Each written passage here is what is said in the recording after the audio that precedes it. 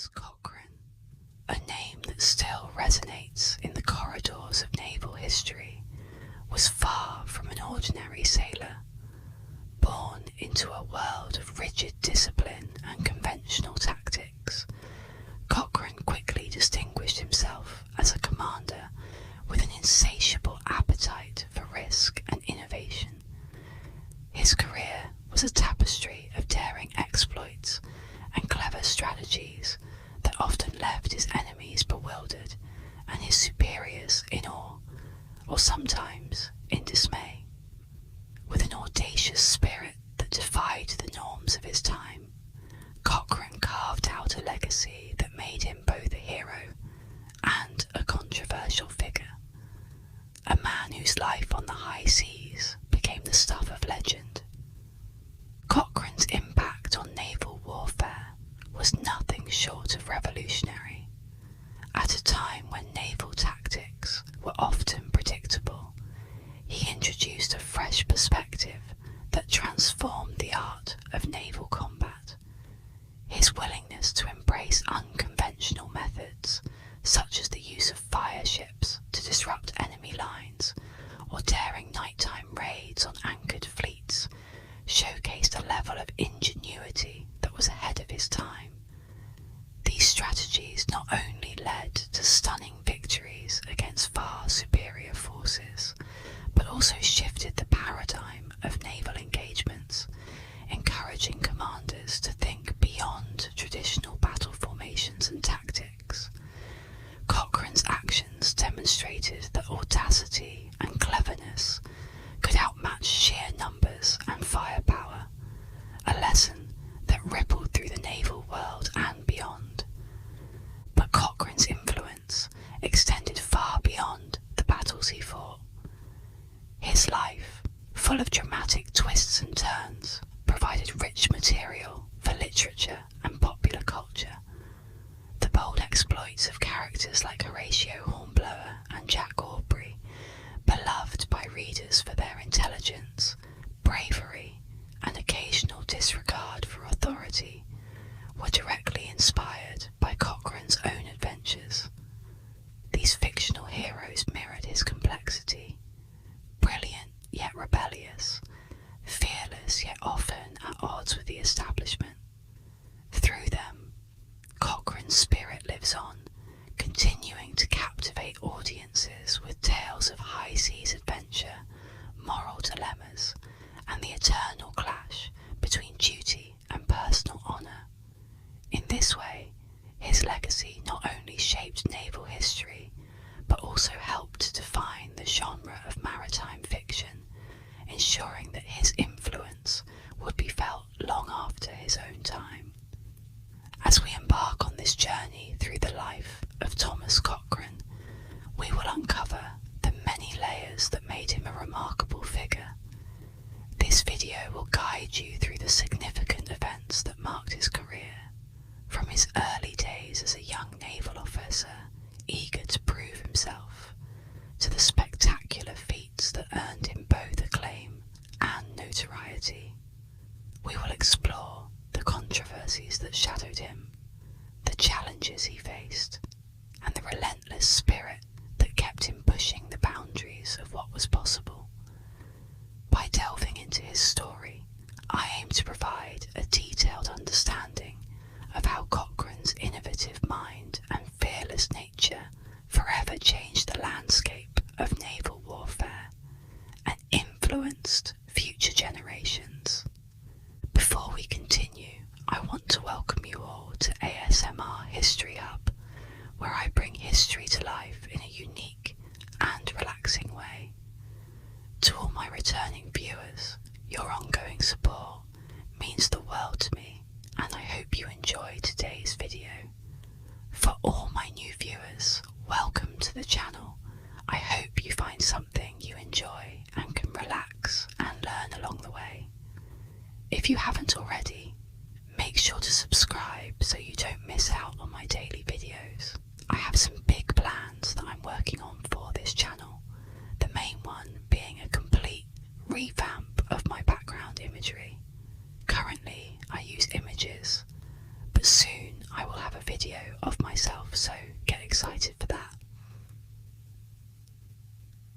Now, let us set sail into the early life of Thomas Cochrane, where the seeds of his extraordinary naval career were planted, and the first winds of adventure began to stir. Thomas Cochrane was born in 1775 in the quiet countryside of Ansfield, Lanarkshire, Scotland. Raised amidst the rolling hills and verdant landscapes, Cochrane's early life seemed a world away from the tumultuous seas that would later define his existence. He was born into a family of aristocratic lineage, the son of the 9th Earl of Dundonald, Archibald Cochrane, and Anne Gilchrist, a woman known for her sharp wit and strong will. The Cochranes were no ordinary family. They were steeped in a tradition of nobility and intellect.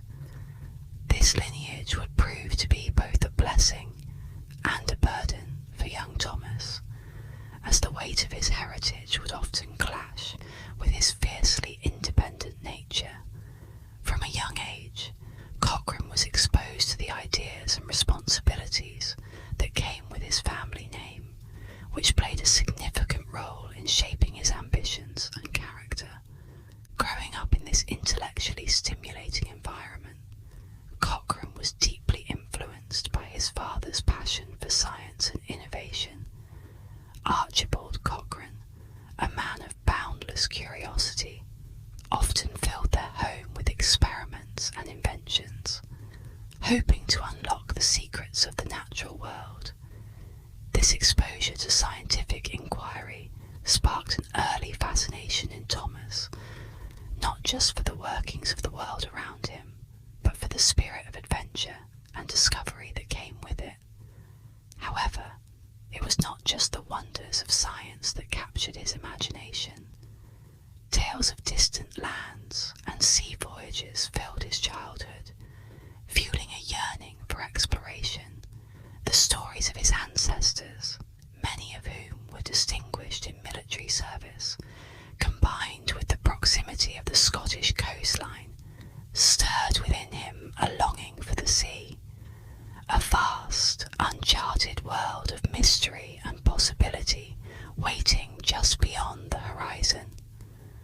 Cochrane's formal education was, in many respects, a testament to his restless spirit and his early disdain for authority. He attended a series of schools, each one more exasperated with his antics than the last. Known for his sharp intellect, Cochrane was also notorious for his rebellious nature. His defiance often put him at odds with his teachers, resulting in more than one expulsion. He was a young man who refused to be confined by the rigid structures of traditional education. Instead, he was driven by a desire to learn on his own terms, to question the status quo, and to challenge the limits placed before him. Anecdotes from his youth describe a boy who was fiercely independent, quick to argue, and even quicker to act on his impulses, traits that would become hallmarks of his later career. This early defiance of authority was not just a phase of youth, but a core part of who Cochrane was, a characteristic that would follow him into his naval career, often placing him at odds with his superiors, but also earning him a reputation as a daring and unconventional leader. The military tradition of the Cochrane family ran deep, and it had a profound impact on young Thomas. His uncle, Admiral Alexander Cochrane, was a notable figure in the Royal Navy, known for his own adventurous spirit and distinguished service. The tales of his uncle's exploits, combined with the broader military history of his family, served as a source of inspiration and a model to emulate. The Cochranes had long been involved in Britain's military endeavours, and there was an expectation expectation that the young Thomas would follow in these formidable footsteps. This familial influence, coupled with the allure of naval glory and the chance to carve out his own legacy, nudged Cochrane towards the sea. Despite his rebellious streak, he felt a pull towards this path, a chance to both honour his family's name and satisfy his own thirst for adventure. It was during his first encounters with the sea that Cochrane's future began to take shape. As a young man, he embarked on several early sea voyages, each one a revelation that deepened his love for the ocean and solidified his desire to become a naval officer. These early experiences were formative, exposing him to the realities of life at sea, the endless horizon, the unpredictable nature of the waves, and the rigorous discipline required to maintain order aboard a ship. While some might have been deterred by the harsh conditions and strict hierarchy, Cochrane found himself invigorated. The challenges of naval life appealed to his sense of adventure and his craving for independence. The sea, with all its dangers and mysteries, felt like a natural fit for his bold personality and unyielding spirit. These formative years set the stage for what was to come, shaping Cochrane into a figure who would not just participate in history, but actively redefine it. His early life, marked by a blend of privilege, intellectual curiosity, rebelliousness, and a deep-seated desire for adventure, laid the foundation for his future exploits. As he prepared to enter the Royal Navy, Cochrane carried with him the lessons and influences of his youth, ready to challenge the conventional wisdom of the naval world and carve out his own path on the high seas. Thomas Cochrane's entry into the Royal Navy in 1793 marked the beginning of a remarkable naval career that would come to redefine the very nature of sea warfare. At just 17 years old, Cochrane enlisted as a midshipman, a junior rank filled with both promise and peril. The decision was hardly surprising to those who knew him. His restless spirit and the influence of his military family made a life at sea almost inevitable. However, the realities of naval life were stark and often brutal, far from the romanticised visions that had filled his youthful imagination. Life aboard a warship was a constant test of endurance, discipline, and courage. For young Cochrane, it was a trial by fire. The transition from a land-bound aristocrat to a naval officer was fraught with challenges, from mastering the complex rigging of the ships to learning the rigid hierarchy and protocols that governed life at sea. But Cochrane, ever the quick learner, adapted swiftly, driven by a desire to prove himself worthy of the legacy of his forebears and to carve out his own path in the annals of naval history.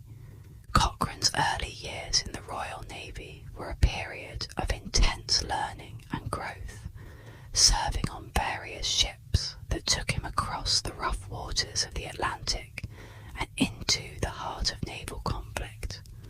One of his most formative assignments was aboard the HMS Hind, a ship where Cochrane would begin to understand the complexities of naval warfare. It was here that he came under the mentorship of seasoned officers who recognised the spark of potential in the young midshipman. They took him under their wing, teaching him not just the technical skills of navigation and seamanship, but also the subtler arts of leadership and strategy. Cochrane learned to navigate the delicate balance between maintaining authority and fostering camaraderie among the men. A crew crucial skill for any officer. The lessons he learned on these early voyages were invaluable, shaping his understanding of what it meant to be a leader and a warrior on the high seas. By 1795, Cochrane's determination and natural aptitude had earned him a promotion to lieutenant, a significant step up in both responsibility and expectation. His promotion was not merely a reflection of his ability to follow orders, but also his growing reputation for courage and tactical ingenuity. As a lieutenant, Cochrane was granted his first independent commands, small vessels that patrolled the treacherous waters of the English Channel and the North Sea. These ships were often tasked with scouting and reconnaissance missions, vital roles that required a keen mind and a steady hand. For Cochrane, these commands were a proving ground, a chance to demonstrate his leadership skills and his ability to think creatively under pressure. He quickly distinguished himself with his daring and unorthodox approach to command. Unlike many of his contemporaries, Cochrane was willing to take risks, often opting for bold manoeuvres that others would have considered reckless. But these very risks often paid off, bringing him victories that bolstered his reputation and set the stage for future promotions. Cochrane's early forays into battle were marked by a blend of audacity and innovation that would become his trademark. During the French Revolutionary Wars, he saw his first real action, engaging in a series of skirmishes that tested his mettle and honed his tactical skills. One of his earliest battles was a close-quarters engagement against a larger French frigate. Despite being outgunned, Cochrane's quick thinking and aggressive tactics turned the tide in his favour. Instead of maintaining a safe distance, he ordered his ship to close in on the enemy, using the element of surprise and the superior manoeuvrability of his vessel to outflank and disable the French ship's main guns. It was a risky move, but it showcased Cochrane's ability to read the battlefield and make split-second decisions that often meant the difference between victory and defeat. These early engagements also highlighted Cochrane's willingness to defy convention. While many of his peers adhered strictly to the established rules of naval warfare, Cochrane was not afraid to think outside the box. He quickly developed a reputation for his unorthodox methods, often employing tactics that were seen as unconventional, if not downright reckless. He was known for his use of deception, such as creating false signals to confuse the enemy, or using the cover of night to launch surprise attacks. His approach was not without his critics. Some of his superiors viewed him as a maverick, too impulsive and undisciplined, but his results spoke for themselves, and his successes on the battlefield began to earn him grudging respect from even the most sceptical of his peers. As Cochrane's reputation grew, so did his influence over his men. He was a leader who led by example, never asking his crew to take a risk that he himself would not take. This earned him the loyalty and admiration of those under his command, creating a tight-knit unit that was willing to follow him into the most dangerous of situations. His charismatic leadership style, combined with his willingness to innovate and take bold risks, made him a formidable force in the Royal Navy. Cochrane was not content to simply follow in the footsteps of those who had come before him. He sought to redefine what it meant to be a naval commander, pushing the boundaries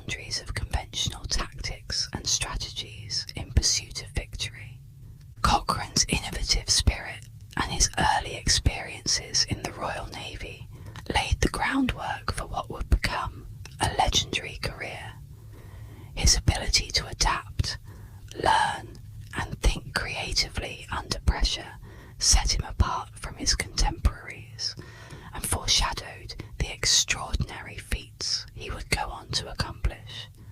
His early commands and the battles he fought in during the French Revolutionary Wars were just the beginning of a career that would see him rise to the heights of naval fame and become a figure of international renown. With each engagement, Cochrane refined his tactics, learned from his mistakes, and prepared himself for the greater challenges that lay ahead. As Europe moved into the era of the Napoleonic Wars, Cochrane would soon find himself at the centre of some of the most dramatic and consequential battles of his time, where his skills as a commander would be tested like never before. The Napoleonic Wars, a series of conflicts that dominated the early 19th century, reshaped the political landscape of Europe and extended their impact across the globe. These wars, fought between Napoleonic France and various coalitions of European nations, including Britain, Russia, Austria and Prussia, were characterised by their scale and intensity. At sea, the Royal Navy was the dominant force, ensuring Britain's control of the seas and blockading French ports, which severely limited Napoleon's ambitions.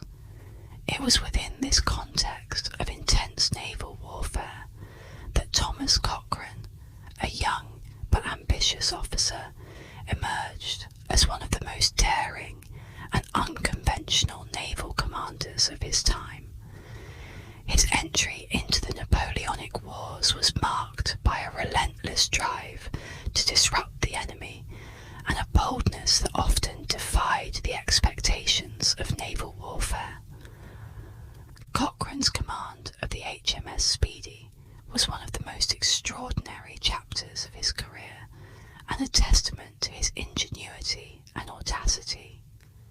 The Speedy was a small brig sloop armed with just 14 4-pounder guns, barely enough firepower to make a dent in the heavy French warships patrolling the Mediterranean. The ship was more suited for patrol duties than for the large-scale engagements that were typical of the Napoleonic Wars. Yet, Cochrane viewed the limitations of the Speedy not as a disadvantage, but as an opportunity to exploit. He saw in the ship's small size and agility a chance to employ unconventional tactics that could surprise and outmaneuver larger opponents. One of Cochrane's most famous exploits aboard the Speedy occurred in 1801 when he captured the much larger Spanish frigate El Gamo. The El Gamo was an intimidating adversary, boasting 32 guns and a crew far larger than that of the Speedy. Most commanders in Cochrane's position would have avoided such an encounter, but Cochrane, with his characteristic boldness, chose to engage. He approached the frigate under the cover of a Spanish flag, a ruse that allowed him to close the distance without drawing immediate fire. Once within range, Cochrane ordered the flag to be struck and the British colours raised, catching the Spaniards off guard. He then manoeuvred the Speedy directly under the El Gamo's guns, where the larger ship could not effectively aim its cannons due to their angle of fire. Cochrane's men climbed the sides of the Spanish ship in a daring boarding action. After a fierce and chaotic fight, Cochrane and his crew managed to capture the El Gamo, despite being heavily outnumbered. This victory was not only a significant morale booster for the British, but also a clear demonstration of Cochrane's innovative thinking and fearless approach to combat. Cochrane's use of deception and surprise in the battle against the El Gamo became hallmarks of his strategy throughout his command of the Speedy. Understanding the psychological aspect of warfare, Cochrane often employed tactics designed to confuse and demoralize his opponents. In another instance, he would paint the sides of his ship in different colours, or even create false gunports to give the illusion that his small vessel was much larger and more heavily armed than it actually was. His ability to manipulate his enemy's perceptions was as crucial to his success as his skill in manoeuvring his ship or directing his crew. Cochrane's exploits with the Speedy made him a legend among his men and a formidable opponent to his enemies, earning him the nickname the Sea Wolf from Napoleon himself.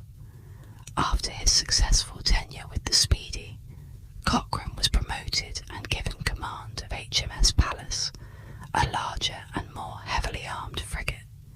The transition to the Pallas marked a new phase in Cochrane's career, allowing him to leverage his experience with small ship warfare on a broader scale.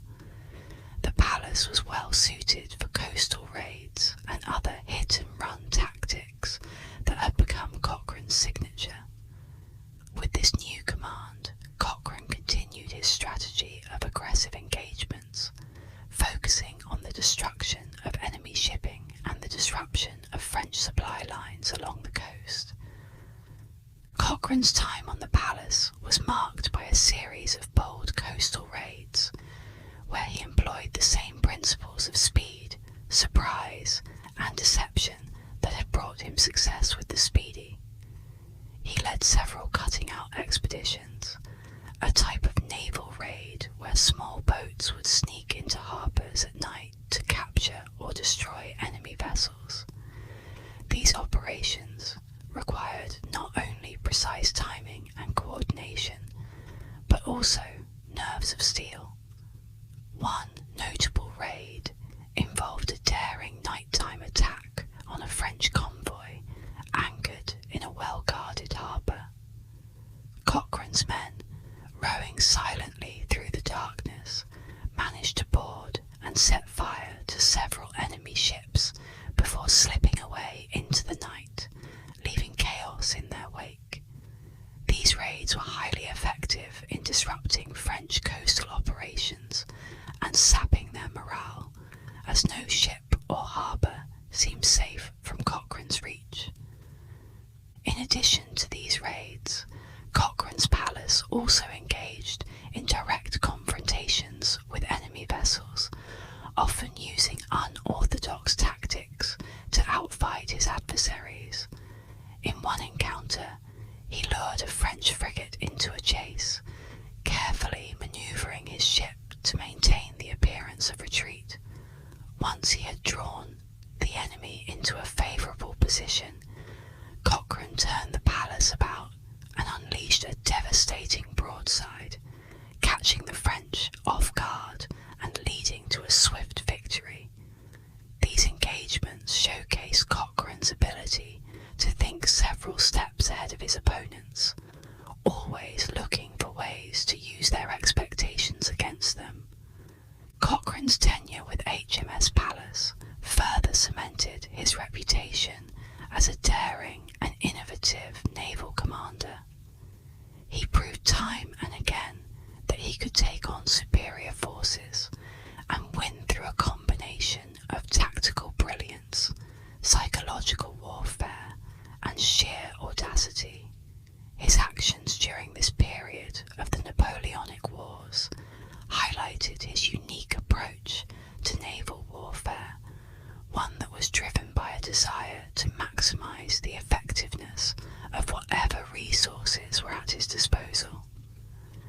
Cochrane's ability to adapt to new ships and new challenges while maintaining his relentless pressure on the enemy made him a constant thorn in the side of Napoleon's navy and a hero in the eyes of the British public.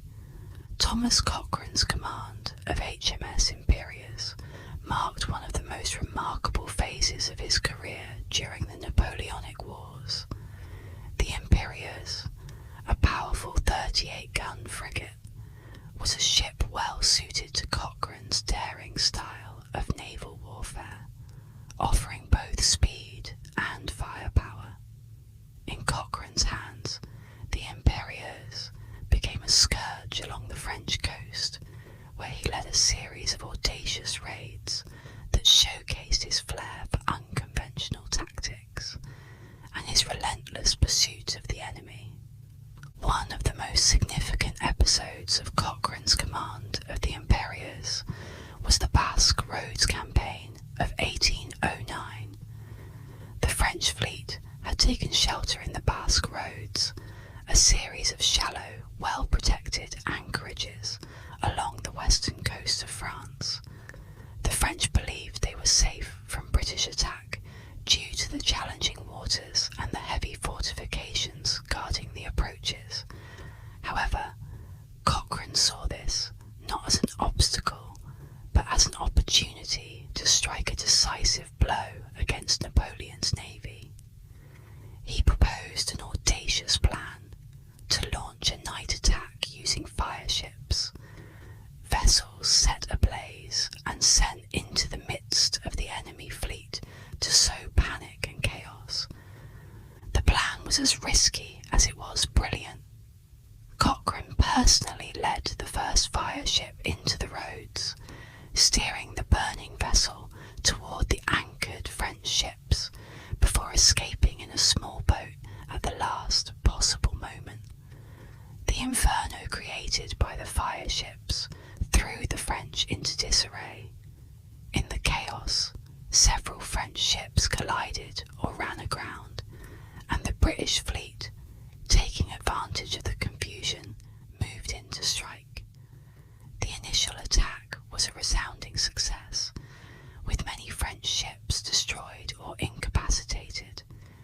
Despite the opportunity to annihilate the remaining French fleet, Cochrane's commander, Admiral Gambier, hesitated, fearing further losses, and ultimately failed to fully capitalise on the opening Cochrane had created.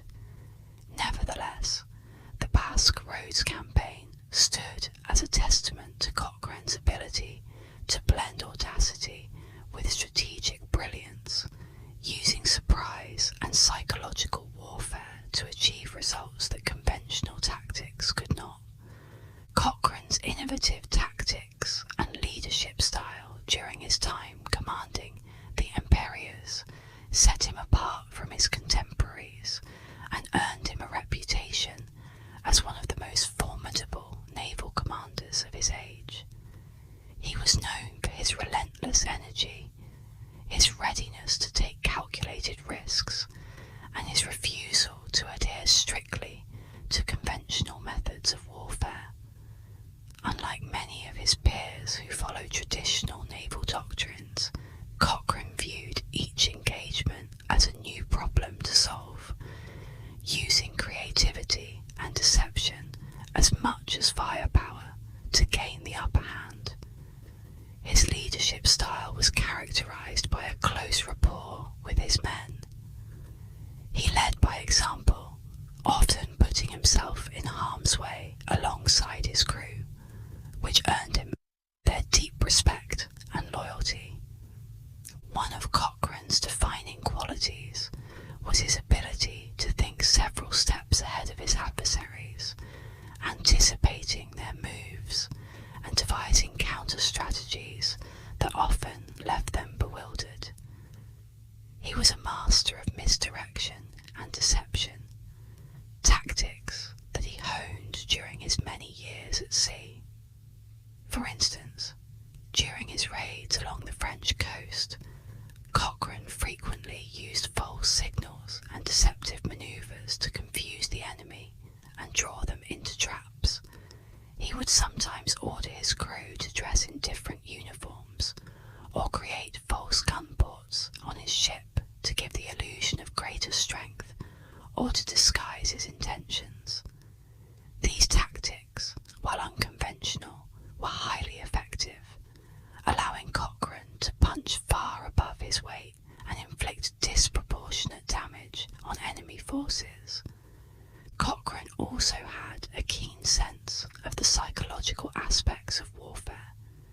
He understood that fear and confusion could be as powerful as any cannon in breaking an enemy's will to fight.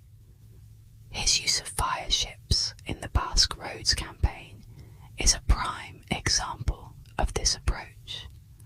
By leveraging the inherent terror of a burning ship amidst a fleet, Cochrane was able to magnify the impact of his attack far beyond what conventional artillery could achieve. His tactics were designed to disorient and demoralize, creating chaos that he could then exploit with swift and decisive action. In addition to his tactical innovations, Cochrane's approach to leadership was also distinctive. He believed in empowering his officers and crew, encouraging initiative and rewarding cleverness. Unlike some commanders who ruled through fear and strict discipline, Cochrane's command style was more inclusive and democratic. He was known to solicit the opinions of his officers, considering their input on strategic decisions, which fostered a sense of ownership and loyalty among his crew. This approach not only boosted morale, but also enhanced the effectiveness of his ship in battle, as every man felt invested in their collective success. Cochrane's unorthodox methods and fearless approach made him both a celebrated hero and a controversial figure within the Royal Navy.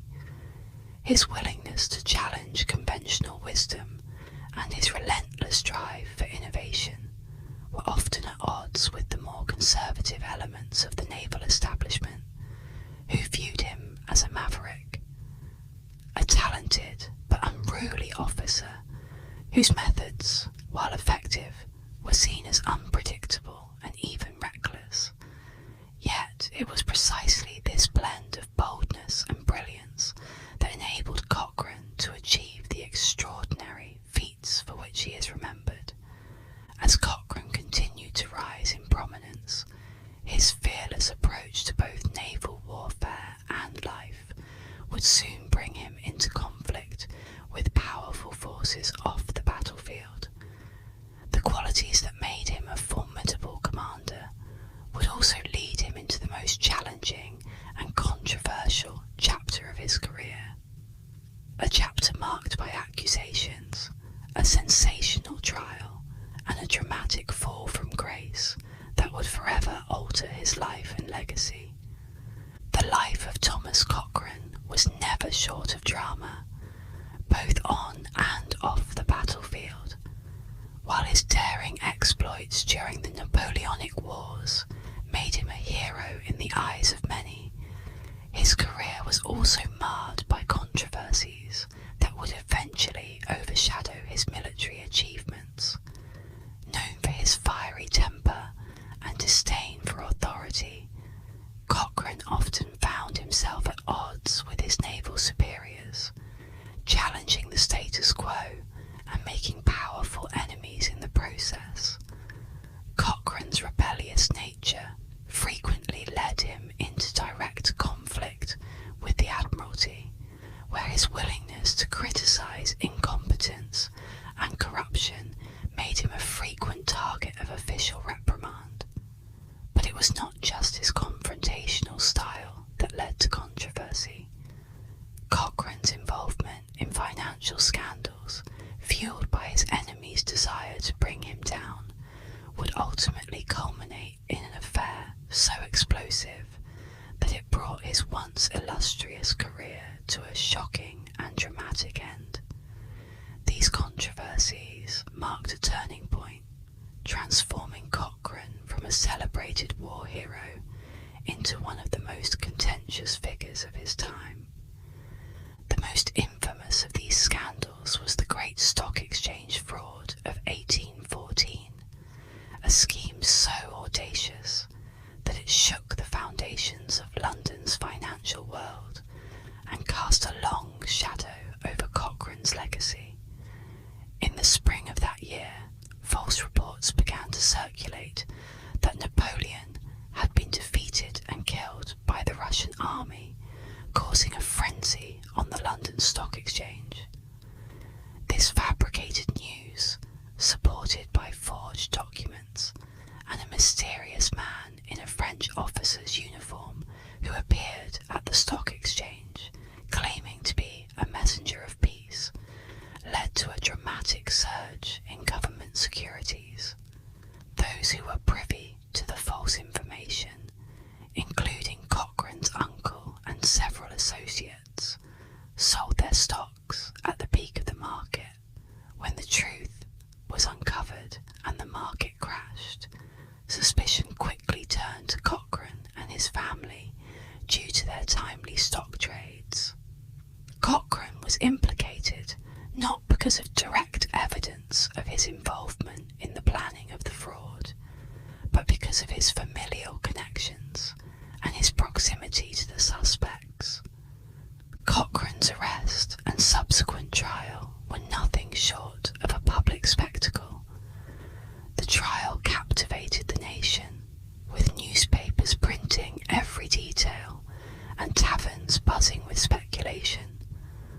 Cochrane, maintaining his innocence throughout, claimed that he had been framed by his enemies in the government and the Admiralty, who sought to discredit him due to his outspoken criticisms of their conduct during the war and his political affiliations.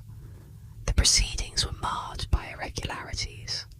Crucial witnesses were not called to testify, and Cochrane was denied the opportunity to fully cross-examine key accusers.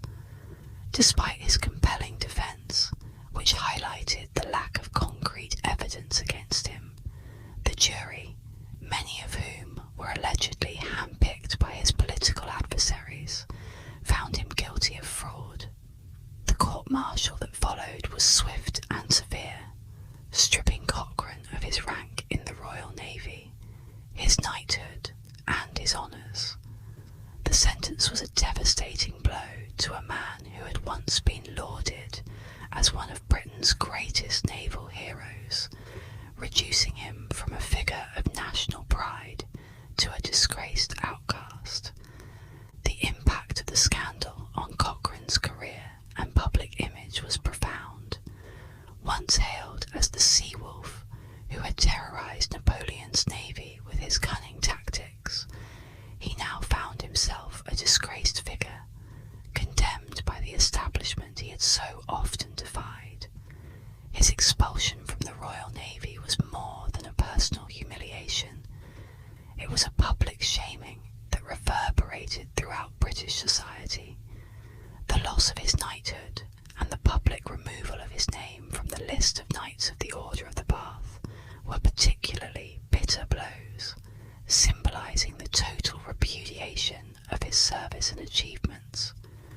Cochrane was dismissed from his command with dishonour, a decision that shocked many who had admired his courage and strategic brilliance. This downfall was not just a fall from grace, but a harsh reminder of the fragile nature of reputation and the swift retribution of the powerful.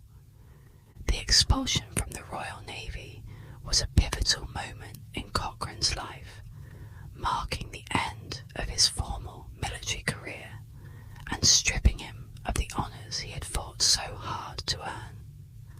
The once celebrated hero was now an outcast, his reputation in tatters, and his future uncertain. The Royal Navy's decision to dismiss him with disgrace was seen by some as a political move rather than a fair judgment of his character or actions.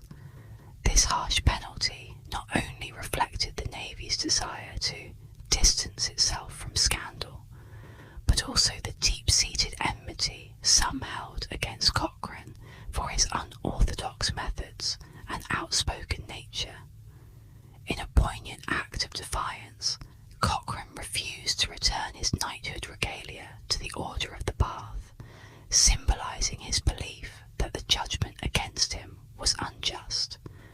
Public reaction to his expulsion was mixed. While some viewed him as a fallen hero betrayed by his own hubris, others saw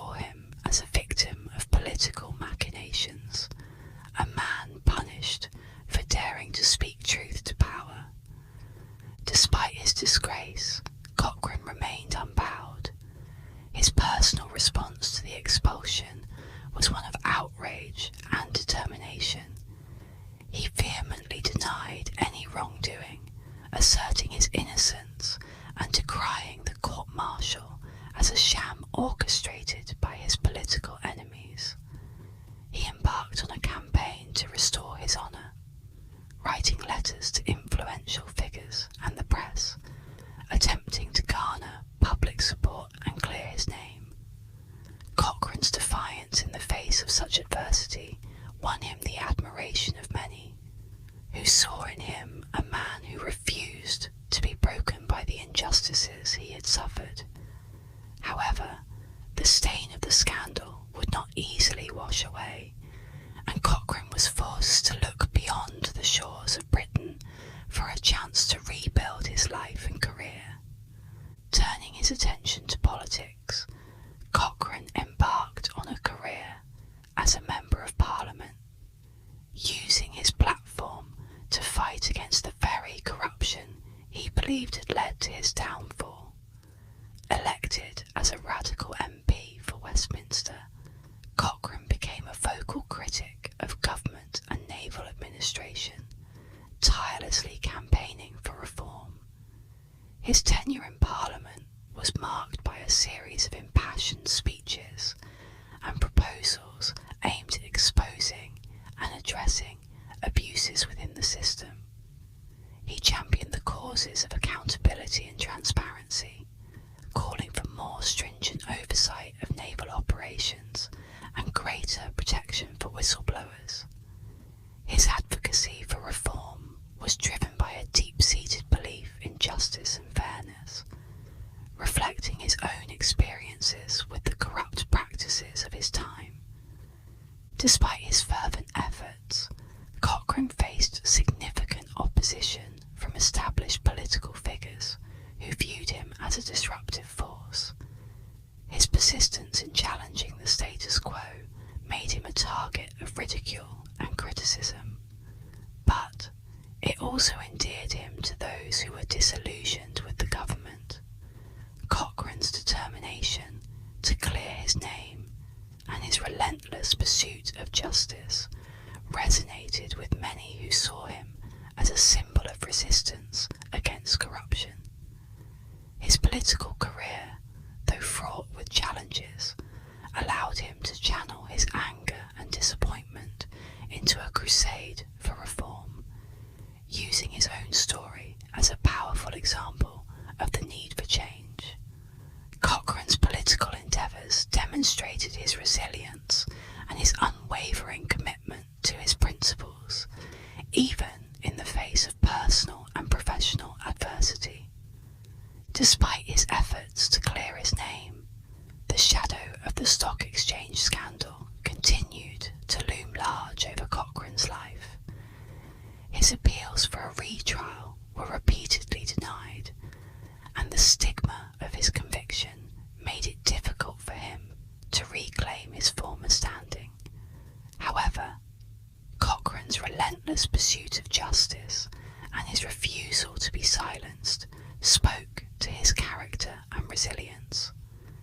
His political career, though not without its difficulties, became a platform for his advocacy against corruption and his fight for redemption.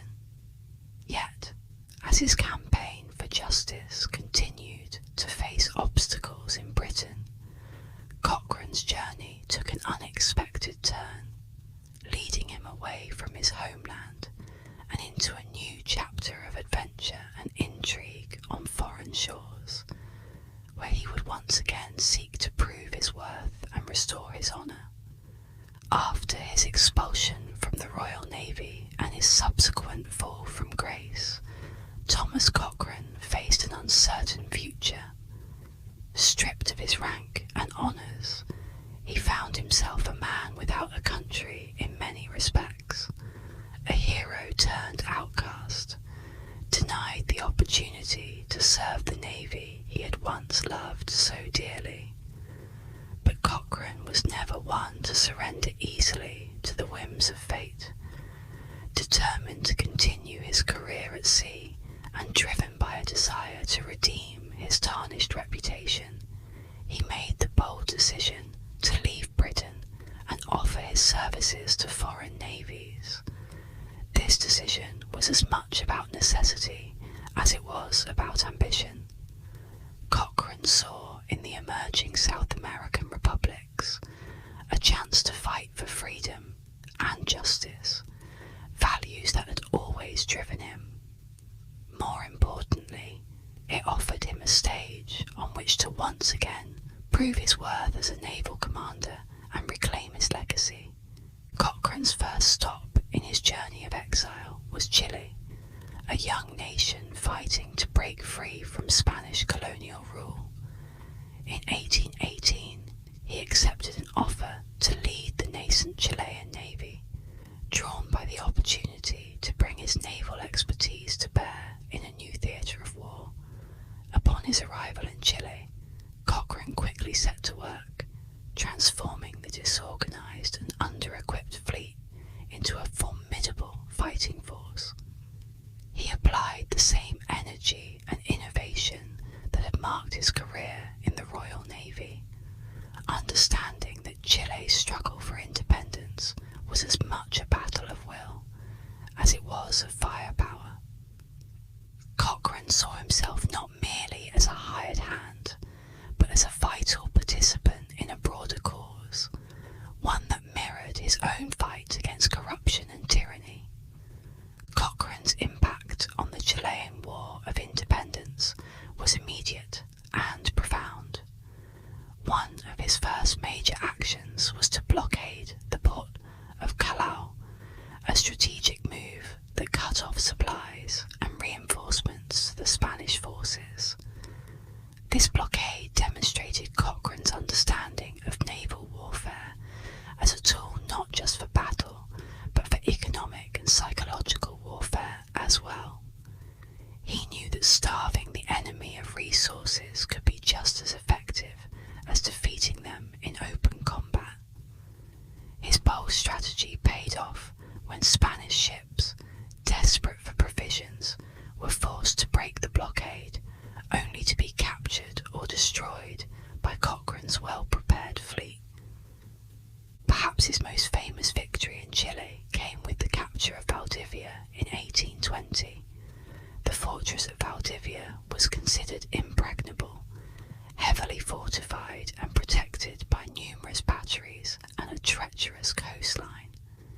Undeterred, Cochrane launched a daring amphibious assault with a small force, using a combination of stealth, surprise, and sheer audacity. He personally led the charge, scaling the cliffs under cover of darkness and storming the defences with his men. The attack was a stunning success, capturing the fortress with minimal casualties and securing a crucial foothold for the Chilean forces. This victory not only boosted the morale of the Chilean army, but also demonstrated Cochrane's unique ability to inspire his men and lead them through seemingly impossible challenges. Cochrane's relationship with Chilean leaders, particularly Bernardo O'Higgins, the Supreme Director of Chile, was a complex mix of mutual respect and occasional friction. O'Higgins, who admired Cochrane's military prowess, recognised the invaluable role he played in Chile's struggle for independence. However, Cochrane's forthrightness and his sometimes abrasive manner, traits that had earned him enemies in the British Admiralty, occasionally led to tensions with his new allies. Cochrane was unyielding in his criticism of inefficiency and corruption, which did not always endear him to the political leaders of his adopted country. Yet, despite these occasional conflicts, O'Higgins and Cochrane maintained a working relationship, grounded in their shared commitment to the cause of Chilean independence. Cochrane's service in Chile was a testament to his enduring skill as a naval commander and his unwavering commitment to the principles of freedom and justice. His success in reshaping the Chilean Navy and leading it to several key victories solidified as a master of naval warfare, undeterred by the challenges of fighting far from his homeland. However, Cochrane's journey was far from over. His relentless pursuit of new battles and his desire to restore his honour would soon take him to new shores, where he would once again lend his formidable skills to nations fighting for their own independence. From the coast of South America to the shores of Greece, Cochrane's quest for redemption and glory was about to enter its next dramatic chapter. After his success in Chile, Thomas Cochrane's reputation as a brilliant naval commander spread across the globe, reaching another South American country fighting for its freedom. Brazil, like Chile, was in the throes of a struggle for independence from Portuguese colonial rule, and Cochrane's audacious tactics and unyielding spirit seemed a perfect match for their cause. In 1823, the newly established Brazilian government eagerly recruited him to command their fledgling navy. Cochrane, always drawn to the fight for liberty, and with few ties binding him to Britain, accepted the offer, seeing another opportunity to apply his naval genius in a noble cause. Cochrane's impact on the Brazilian navy was immediate and transformative.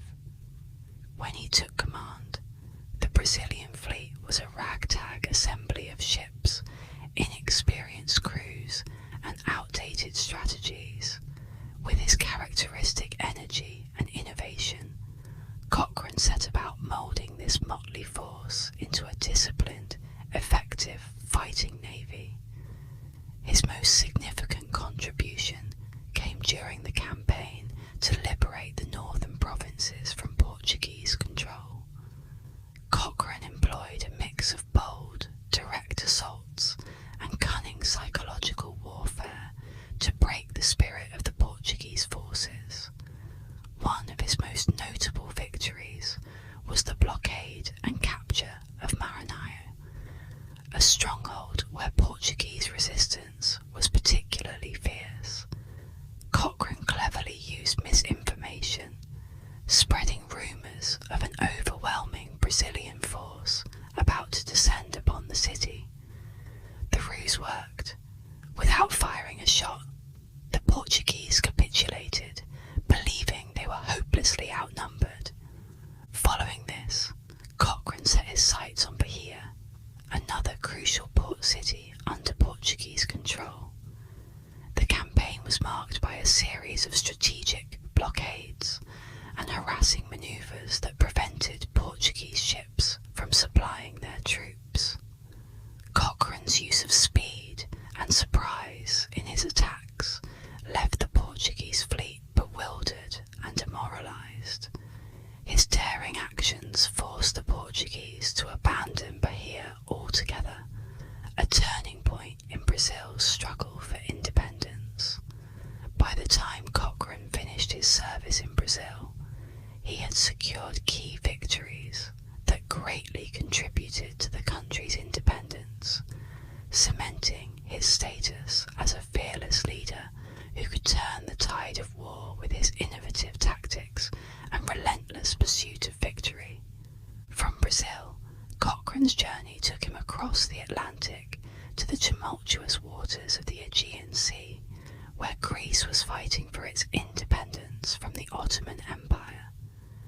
By 1827, Cochrane's reputation as a fearless and effective naval commander had reached the Greeks, who were desperate for experienced leadership to challenge the might of the Ottoman fleet.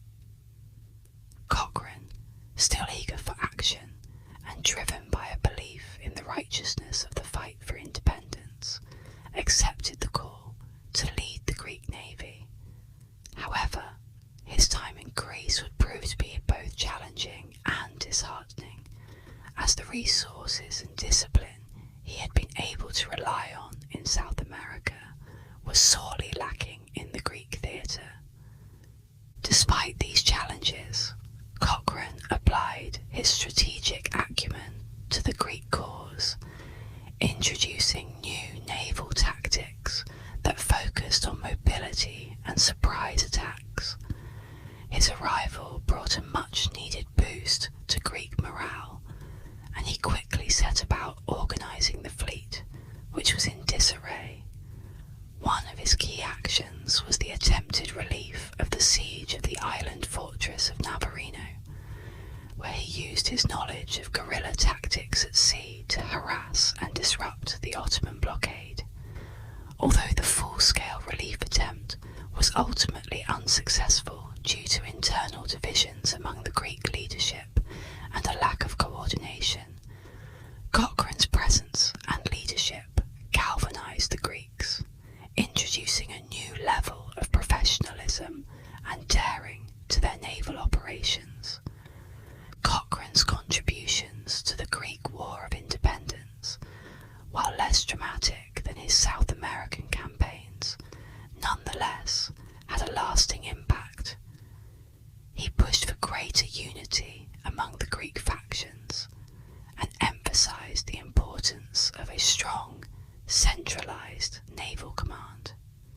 His tactics, which combined swift strikes with psychological warfare, influenced Greek naval strategies well beyond his time there.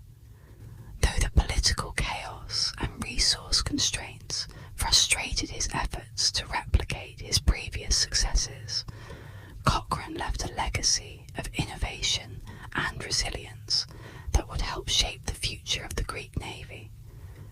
Through his service in Chile, Brazil, and Greece, Cochrane's influence on modern naval tactics spread across continents. His emphasis on speed, surprise, and psychological warfare became foundational principles in the development of more dynamic and flexible naval strategies in these countries. In Brazil, his victories inspired the creation of a professional navy capable of defending the new nation's sovereignty, while in Greece, his ideas on unity and strategic strikes laid the groundwork for future naval successes. Cochrane's role as a naval mercenary, an independent commander serving foreign flags, brought both admiration and criticism. While some hailed him as a champion of freedom who brought his talents to oppressed peoples around the world, others saw him as a mercenary, a soldier of fortune driven by personal ambition. Despite these mixed perceptions, Cochrane's international exploits cemented his reputation as a daring and innovative leader, one who could inspire men and challenge the might of empires, regardless of the flag he served. However, his journey was far from over. As Cochrane continued his quest for justice and redemption, he would find himself drawn back to Britain, where the final chapters of his storied life would unfold. After years of adventure on foreign seas, Thomas Cochrane returned to Britain, a man weathered by both triumphs and tribulations, but never defeated. The circumstances of his return were as complex and compelling as the man himself. In the years following his service in Brazil and Greece, Cochrane had continued to fight, not only on the battlefields of foreign lands, but also in the court of public opinion. He remained a vocal critic of corruption and inefficiency within the British government, and his tireless efforts to clear his name and restore his reputation eventually bore fruit. In 1832, nearly 2 decades after his fall from grace, a change in government brought new allies who were sympathetic to Cochrane's cause. Recognising his extraordinary contributions and perhaps also swayed by his enduring popularity with the public, King William IV reinstated Cochrane into the Royal Navy and restored his rank as Rear Admiral of the Blue. It was a moment of vindication for Cochrane, a long-awaited acknowledgement of his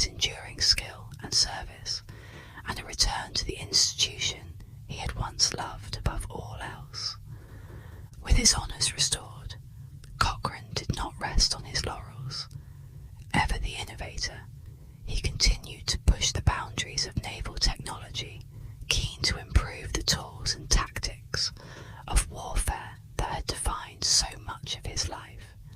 Among his many inventions, Cochrane was an early advocate of steam propulsion, recognising the potential of steam-powered ships to revolutionise naval warfare. His designs included a rotary steam engine and plans for steam-powered warships that could operate independently of wind and weather, giving them a strategic advantage over traditional sailing vessels. He also experimented with early forms of chemical warfare, proposing the use of smoke and chemical agents to disorient and disable enemy crews, though these ideas were never fully realised in his lifetime.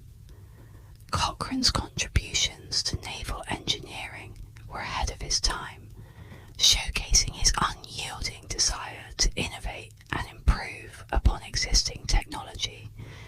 His relentless pursuit of advancement underscored his belief that the future of naval warfare lay not in tradition, but in constant evolution and adaptation. Despite his professional accomplishments, Cochrane's personal life was marked by a series of financial struggles and challenges that persisted throughout his later years. Much of his wealth, earned through prize money and his foreign service, had been lost due to bad investments and his persistent legal battles to clear his name. His financial troubles were compounded by his generous nature. He often lent money to friends and associates, many of whom never repaid him. Despite these difficulties, Cochrane found solace in his family life. His marriage to Catherine Corbett Barnes was a source of stability and support. Catherine stood by him through thick and thin, sharing his highs and lows with unwavering loyalty. Together, they had several children, and Cochrane took great pride in his role as a father, often sharing tales of his adventures with his family, ensuring that his legacy and values were passed down to the next generation. As Cochrane entered the final years of his life, he continued to be an active figure in both naval and political circles, although his influence waned as new technologies and younger leaders began to shape the Royal Navy. Despite the challenges and controversies that had marked his career, he remained a respected figure, admired for his tenacity and unyielding spirit. He spent his final years quietly in Kent, still devising new inventions and reflecting on a life that had taken him across the world and back again. On October the 31st, 1860, Thomas Cochrane passed away at the age of 85, leaving behind a complex legacy of bravery, controversy, and innovation. He was buried in Westminster Abbey, a final honour for a man whose life had been marked by both triumph and tragedy. Cochrane's death marked the end of an era, but his legacy continued to resonate long after his passing. His contributions to naval warfare, his relentless fight against corruption, and his innovative spirit made him a figure of enduring significance in British history and beyond.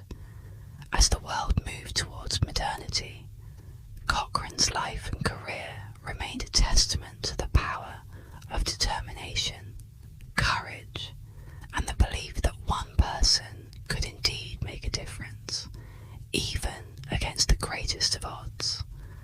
The legacy of Thomas Cochrane is one of profound impact on the evolution of naval warfare, marked by his innovative tactics and fearless approach to battle. Cochrane's contributions to naval strategy, were revolutionary. He broke away from the rigid and often predictable methods that dominated naval engagements of his time. Instead, he emphasized the importance of speed, surprise, and psychological warfare, principles that would become foundational in modern naval tactics. His use of fire ships in the Basque Roads campaign, his daring coastal raids, and his ability to deceive and outmaneuver larger fleets demonstrated a strategic genius that influenced naval commanders for generations to come. Cochrane's emphasis on adaptability and unconventional tactics reshaped how naval warfare was conducted, encouraging a new era of dynamic and flexible strategies that prioritized ingenuity over sheer firepower. Cochrane's influence extended beyond the British Royal Navy. His legacy left an indelible mark on the navies of the nations he served in his later years. In Chile, Brazil, and Greece, Cochrane is remembered as a pivotal figure who helped secure independence and strengthen their naval forces. In Chile, his name remains synonymous with daring leadership and is celebrated for his instrumental role in the nation's fight for freedom. In Brazil, Cochrane is honoured as the patron of the Brazilian Navy, a testament to his foundational role in shaping the country's maritime capabilities. In Greece, though his tenure was marked by challenges, his innovative spirit and commitment to the cause of independence are still respected. Each of these nations has posthumously awarded Cochrane honours, recognising his significant contributions to their struggles for independence and the lasting impact he made on their naval traditions. Beyond his direct contributions to naval warfare and independence movements, Cochrane's adventurous life has also left a lasting impression on literature and popular culture. His exploits inspired a new wave of maritime fiction, capturing the imaginations of readers and writers alike. Cochrane's daring deeds on the high seas provided the blueprint for some of the most beloved characters in maritime literature. Patrick O'Brien's Captain Jack Aubrey and C.S. Forester's Horatio Hornblower are perhaps the most famous examples, both drawing heavily from Cochrane's real-life adventures. These characters, much like Cochrane, are portrayed as complex figures, brilliant and brave, yet often at odds with authority and prone to bouts of recklessness. Through these fictionalized accounts, Cochrane's spirit of adventure, his knack for unconventional tactics, and his defiance of the establishment continued to inspire generations long after his death. The stories of Aubrey and Hornblower, infused with the essence of Cochrane's life, have kept the Seawolf's legend alive, making him a figure of enduring fascination and admiration. However, Cochrane's legacy is not without its controversies. His career, marked by both triumph and scandal, has sparked debates among historians and naval enthusiasts alike.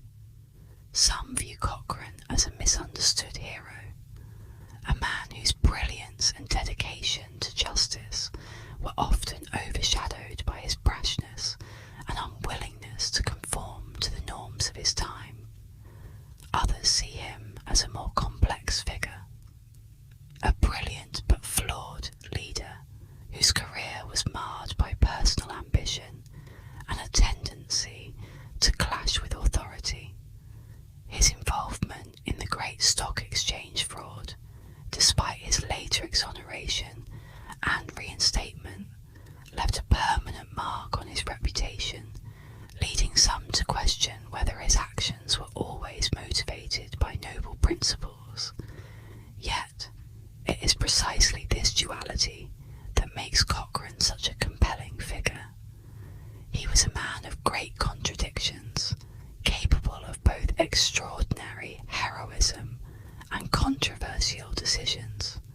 Despite the mixed views on his character, there is no denying that Thomas Cochrane's contributions to naval history and his influence on future generations of naval commanders are unparalleled. His innovative approach to warfare, his relentless pursuit of freedom, and his unyielding spirit have left a legacy that transcends the controversies of his time. Cochrane's life serves as a powerful reminder of the complexities of history, where the lines between heroism and folly, brilliance and recklessness are often blurred. As we consider the full measure of his impact, it becomes clear that Cochrane's story is far from a simple tale of victory or defeat. It is a rich tapestry of courage, innovation, and the relentless quest for honour. As we move into the final chapter of his story, we must reflect on the lessons his life offers and the enduring influence of his remarkable journey. Thomas Cochrane's life was a saga of daring exploits, relentless innovation, and complex contradictions. From his early days in the Royal Navy to his bold ventures in South America and Greece, Cochrane consistently demonstrated an audacious spirit and an unyielding commitment to his principles. His naval career was marked by stunning victories and groundbreaking tactics, but it was also shadowed by controversy and scandal, most notably the infamous stock exchange fraud. Despite these setbacks, Cochrane's contributions to naval warfare, from his ingenious use of deception and surprise to his pioneering ideas in naval engineering, have left an indelible mark on history. He was a man who refused to be constrained by convention, a leader who inspired both admiration and debate, and a figure whose impact on naval history is still felt today. Cochrane remains a significant figure in military history, not just for his victories on the high seas, but for his fearless willingness to challenge authority and push the boundaries of what was possible.